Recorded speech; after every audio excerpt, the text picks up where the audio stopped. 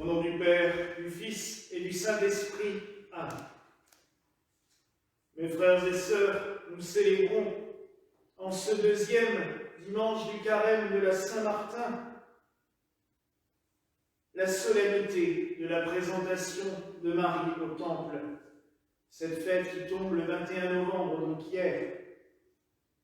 Mais il est de tradition, dans les rites occidentaux, de solenniser cette fête en ce deuxième dimanche du carême de la Saint-Martin, parce qu'elle est, j'allais dire, une des plus anciennes et des plus antiques fêtes de la Vierge Marie, mais aussi parce qu'elle nous montre exactement le contexte que nous sommes dans ce temps liturgique, ce temps de préparation qui nous conduit vers le royaume de Dieu, vers le temple, non plus le temple de Pierre, mais le temple de la Jérusalem céleste, de la Jérusalem nouvelle, le royaume des cieux. C'est une fête, vous allez me dire, assez particulière, car on ne la trouve pas dans la Bible. Il n'y a pas de trace écrite de cette entrée de Marie au temple, si ce n'est la tradition que l'enfant, le premier-né dans chaque famille, était offert à Dieu. Et on sait, par le protévangile de Jacques, dont nous avons lu un passage ce matin, comme nous le lisons aussi pour la fête de la Nativité de Marie, que Marie fut l'enfant unique de Joachim et d'Anne, Anne étant considérée pendant très longtemps comme la femme stérile. Et quand ils ont pu avoir la grâce qu'Anne tombe enceinte, Joachim et elle offrirent leur fille au Seigneur. Oui, nous lisons dans notre liturgie un passage d'un évangile dit apocryphe. Et ce n'est pas une hérésie, car autant lire le texte qui a inspiré cette fête, plutôt que de célébrer la fête en réfutant d'un autre côté l'usage de ces textes. Oui, en effet, certaines communautés, notamment l'Église de Rome par exemple, célèbrent la nativité de la Vierge Marie, célèbrent la présentation de Marie au temple, met un âne et un bœuf dans ses crèches, mais d'un autre côté, explique que les évangiles apocryphes, les textes apocryphes, il ne faut surtout pas les lire parce que c'est sujet à caution, alors qu'ils ont inspiré les grandes fêtes, l'Assomption de la Vierge Marie aussi par exemple. La liturgie gallicane, et déjà nous en trouvons des traces dans les premiers siècles, lisez sans complexe ces textes qui ne sont peut-être pas d'une canonicité certaine, mais qui nous permettent d'éclairer sous un jour différent des passages ou des moments de la vie de Marie, de la vie du Christ. Et je dirais même, pourquoi aurait-il moins de valeur qu'une lecture de Saint Paul ou une lecture de Saint Pierre? Saint Paul, rappelons-le, n'a pas connu non plus le Christ de son vivant. Il a été converti, il l'a rencontré miraculeusement sur la route de Damas, mais il ne l'a pas côtoyé, il n'a pas vécu à ses côtés non plus. Le proto-évangile est attribué à l'apôtre Jacques, donc à des disciples les plus proches du Christ. Ce qui est intéressant, moi je trouve, dans ces textes, c'est une certaine poésie.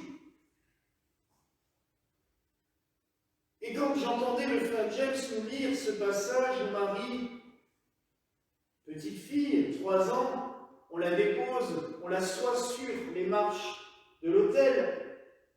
Le grand prêtre prie sur elle, puis elle se met à danser devant l'autel. Il n'y a rien qui me choque. Au contraire, qui a vu des enfants assister à la messe, ici, ou même à l'époque où nous étions encore à Wolfisheim, ne sera pas choqué de cela. Entre Capucine qui vient monter à l'autel pour piquer les raisins lors de la bénédiction des raisins, ou à l'époque, quand j'avais Eva qui venait et qui se promenait à côté de l'autel et qui des fois passait toute la consécration alors qu'elle avait 2 ans et demi debout à côté de moi, rien ne me choque. Parce que les enfants sont appelés d'une manière indescriptible et quelque chose que nous ne pouvons comprendre et sans aucun doute que nous ne pouvons ressentir. Ils sont appelés vers le divin, vers Dieu. Ils y vont naturellement, sans qu'on les force. Il ne faut pas les brider en cela. Et c'est pour cela que même si des fois, une messe avec des enfants peut être un peu bruyante, mais je vous rassure, allez voir les messes chez les Russes. Là, c'est encore plus drôle, parce que là, les enfants courent carrément dans l'église et ça choque personne. Amener l'enfant dès son plus jeune âge auprès de Dieu, et bien il va entamer un dialogue avec lui, sans aucun souci. Et même si après ça se calme et que ça disparaît, un jour, cette graine plantée reviendra toujours. Car ce dialogue, ils s'en souviendront à un moment ou à un autre.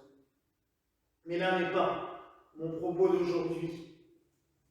Ce qui est intéressant en célébrant cette présentation de Marie au temple, où elle a vécu une dizaine d'années, où sans doute elle a rencontré Joseph. Quand on fait des recherches historiques sur la vie de Joseph et tout ça, n'oublions pas qu'à l'époque où Marie y a été, le temple de Jérusalem était en plein chantier.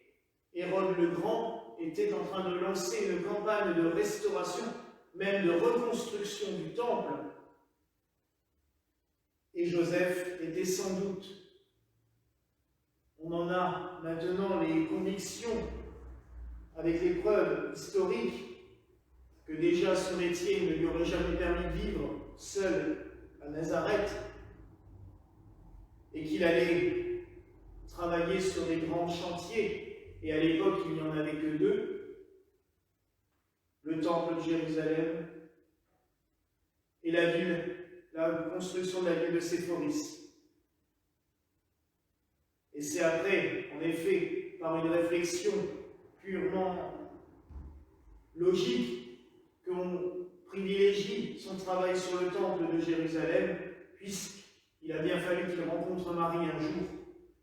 Et on sait aussi que le fait que Marie ait pu vivre toute sa vie à Nazareth est assez peu logique. C'était une ville très pauvre, et justement, d'après les écrits des évangiles apocryphes, la famille d'Anne et Joachim étaient assez aisés. Ils vivaient sans doute plus facilement à Jérusalem, et Marie serait partie à Nazareth après ses fiançailles avec Joseph. Il n'empêche que Marie, avançant vers ce temple, montant vers le Saint des Saints, imaginez déjà cette image fantastique. Elle, qui va devenir le temple du Dieu vivant. On l'oublie, mais Marie est un temple. Vous savez que le temple de Jérusalem, on considérait que Dieu y était présent entre les kéroubim, entre les chérubins qui étaient sur l'arche d'alliance. dans le Saint des Saints, ce que personne ne pouvait voir derrière le rideau. Seul le grand prêtre allait, comme nous l'avons lu, dans le temple une fois par an, pour Yom Kippour. Il rentrait dans le Saint des Saints et on y mettait tellement de précautions que le grand prêtre rentrait dans le Saint des Saints pour brûler l'encens sur l'Arche d'Alliance avec une corde attachée aux pieds, pour que si il lui arrivait quoi que ce soit, un malaise, que s'il venait à mourir, on pensait qu'en voyant la grandeur et la gloire de Dieu, on pouvait en mourir immédiatement. Et donc, il était convenu que si au bout d'un certain laps de temps, le grand prêtre n'était pas revenu, on tire sur la corde pour sortir son corps, car personne ne pouvait y rentrer à part lui. Vous voyez quelle importance on mettait à ce Saint des Saints. Marie, elle, va devenir le Saint des Saints, car elle va porter le Dieu vivant en elle. Nul besoin de chérubin, nul besoin de séraphin, pas besoin d'or, pas besoin de chandelier à cette branche. Marie devient elle-même le temple, et nous avons donc le temple du Dieu vivant entrant, et j'allais dire même le temple de la nouvelle alliance qui entre dans le temple de l'ancienne alliance. Cela nous symbolise tout simplement aussi qu'il n'y a pas de différence. C'est une continuité qui se fait. Il n'y a pas de séparation. Christ n'a pas inventé une nouvelle religion. Il a continué, il a transformé, il a transfiguré, je dirais même, l'ancienne alliance en cette nouvelle alliance de miséricorde, cette nouvelle alliance d'amour. Le temple du Dieu vivant entre dans le temple de Jérusalem. Et comme nous l'a dit l'oraison du jour, et je la trouve très belle, je vais reprendre le texte avec vous. La Vierge Marie gravit sans se retourner d'un pas léger et dansant les degrés de ton temple. Et nous demandons après qu'émerveillé devant un tel spectacle, le Seigneur nous purifie par sa miséricorde, afin que rien ne nous retienne ici-bas. Oui, mes frères et sœurs, je vous rappelle que ce temps de préparation à Noël, le temps de l'Avent, avec ce carême de la Saint-Martin, ne nous prépare pas qu'à une jolie fête, compliquée cette année, mais une belle fête avec des belles lumières, avec les crèches et tout ça. Mais ce temps ne nous prépare pas qu'à cela. Ce temps nous prépare à l'avènement du royaume des cieux, au retour glorieux du Christ. Et c'est pour cela que cette fête a toute sa profondeur et son importance dans ce temps. On nous demande tout simplement que, comme Marie, nous puissions avancer avec ce cœur léger, ce pas dansant vers le Seigneur, vers ce royaume, vers ce temple nouveau qu'est le Christ. Souvent, on est là, accroché à nos routines, à nos habitudes. On n'arrive pas à avancer. On se met des chaînes, on se met des boulets aux pieds. À l'heure actuelle, tout le monde nous parle d'un nouveau monde qui devrait jaillir après cette crise. Oui, on n'en serait pas mécontent. Mais qui pense à ce monde nouveau que nous a promis le Christ?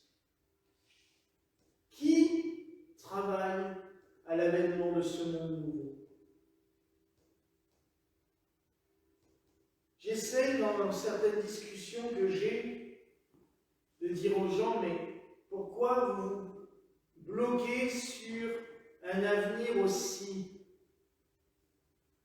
bref, à si proche échéance? alors qu'on a un espoir plus grand, plus loin. Alors on me dit, oui, mais ça, vous y croyez, moi pas. Peut-être. Mais alors je dirais que cette espérance en Christ me permet d'avancer et nous permet d'avancer. Alors oui, en ce temps compliqué, ce temps qui peut nous paraître lourd, mais qui nous rappelle aussi ce chant quand j'étais enfant, pendant l'Avent, on chantait beaucoup. Peuple qui marchait dans la longue nuit, le jour va bientôt se lever. Mais c'est ça. Gardons cette espérance du royaume des cieux. Gardons cette espérance du Christ au bout du chemin. La nuit, elle finit toujours, elle n'est jamais permanente. À un moment donné, la nuit s'arrête et le jour vient. Et alors oui, nous pourrons, comme Marie, et nous pouvons déjà commencer à gravir tout doucement les degrés du temple. C'est notre vie de tous les jours. Gravir petit à petit les marches du temple. C'est un chemin à faire. Mais comme toujours, le Seigneur ne nous laisse pas seuls. Moi, c'est ça qui m'importe.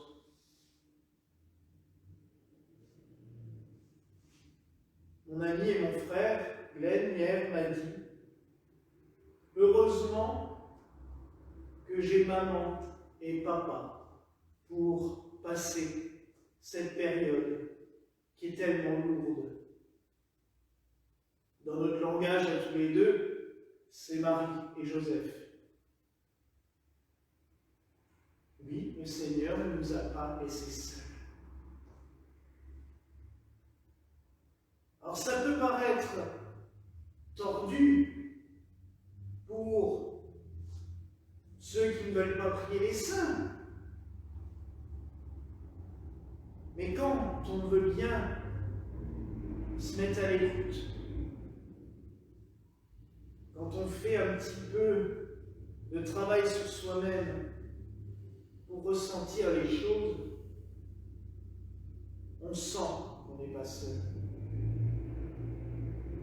Cette semaine a été compliquée pour moi, je vous l'avoue.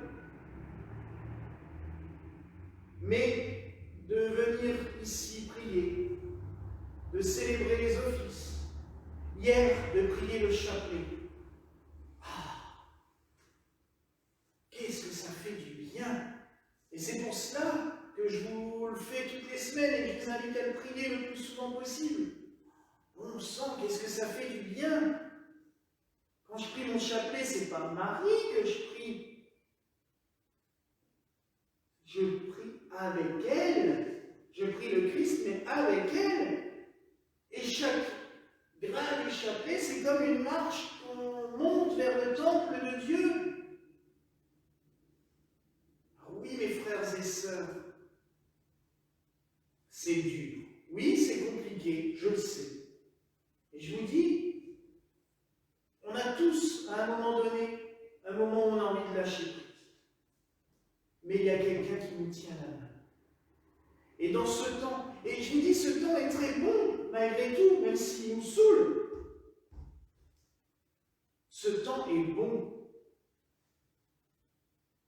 Car nous vivons dans notre vie quotidienne ce mystère de l'attente, ce mystère de l'incertitude, comme l'a vécu le peuple hébreu en traversant la mer Rouge et en traversant le désert d'Égypte, comme l'a vécu le peuple de Dieu en attendant le Messie, comme nous le vivons, mais nous ne nous en rendons pas compte d'habitude, parce que le temps de Dieu est un temps long. Vous savez, hein, 1 milliard d'années pour nous, c'est une seconde aux yeux de Dieu. Mais nous voulons tout de suite. Et ces temps de confinement, ces temps de réflexion imposée, permettre de mieux comprendre ce temps de l'attente, ce temps de l'avant. Avant vient l'avènement, hein. Ce temps de l'avènement, du second avènement du Christ. Et Marie est là pour nous accompagner. Marie nous accompagne, elle est notre guide. Et moi, personnellement, j'ai bien envie, et j'espère que vous aussi, de suivre cette petite fille de 3 ans, en train de gambader, de sautiller, de danser vers le royaume de Dieu, vers le temple de Dieu. J'avoue que je préfère suivre ça que des mecs en costard ou des généraux. Au choix, c'est quand même plus sympa. Certains veulent mettre leur confiance dans des gens comme ça. Moi, je préfère mettre ma confiance dans la petite Marie. Et plus tard, quand elle va enfanter le Christ, elle est pas beaucoup plus grande, 14-15 ans maximum. Mais elle est toujours restée là. Et je préfère mettre ma confiance en elle. Elle n'avance pas seule. Dieu lui a donné Saint Joseph pour être toujours à ses côtés. Et ils sont là, ils nous aident. Et nos prières ne s'arrêtent pas, je le répète, ça ne s'arrête pas. Eux nous emmènent vers le Christ, vers Dieu, vers cette lumière, vers ce royaume qui se rend présent à la messe. Je sais que beaucoup ne comprennent pas l'importance de la messe. Pourquoi vous voulez absolument célébrer cette messe? Mais parce que c'est le royaume de Dieu qui se rend présent sur nous, sur la terre. On ne s'en rend pas compte, mais de pouvoir communier. Mais Marie devient temple du Christ quand elle va enfanter pendant les 9 mois. Elle est devenue le Saint des Saints. Mais nous, à chaque communion, nous devenons le Saint des Saints. Dieu réellement présent vient en nous. Ce que le grand prêtre pouvait vivre qu'une fois par an, en entrant dans le Saint des Saints, où il ressentait la présence de Dieu dans le propitiatoire. Mais nous, nous le vivons à chaque messe. Tous les jours, nous pouvons le vivre. Le prêtre le vit tous les jours en célébrant la messe. Dieu se rend présent là, sur l'autel. Et après, ce qu'a vécu Marie pendant 9 mois en portant le Christ en elle, nous pouvons le vivre à chaque communion. Et on vient nous demander à quoi sert la messe et pourquoi nous la voulons tant. Que dire de plus? Oui, c'est un besoin vital. Recevoir le Christ. Et je peux vous dire que quand vous avez la chance de célébrer l'Eucharistie tous les jours, ça vous manque quand vous ne pouvez pas le faire. Ça fait comme un trou, ce dîner. Parce que c'est une telle joie, une telle bénédiction. Et je me souviendrai toujours des larmes de ce vieux prêtre, le Père Alexandre, je le cite souvent, qui me disait, mais tu te rends compte, moi, pécheur, indigne que je suis, je demande à Dieu d'être présent là sur l'autel et il m'obéit parce qu'il nous l'a promis. Ah, mais ça... Et je peux vous dire que c'était un homme de 85 ans qui me disait ça, avec des larmes plein le visage, tellement ça le bouleversait. Il n'était jamais capable de faire la consécration de la messe sans pleurer, tellement ça le bouleversait.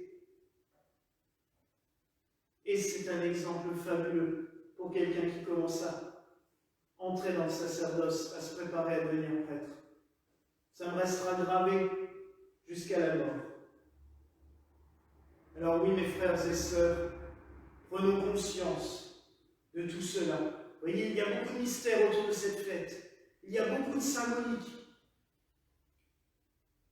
Mais demandons à Dieu de toujours nous laisser Marie comme un soutien, comme une aide. et que nous abandonnions un peu de vouloir suivre tous ces faux prophètes. J'en ai parlé la semaine dernière, mais c'est bien la continuité.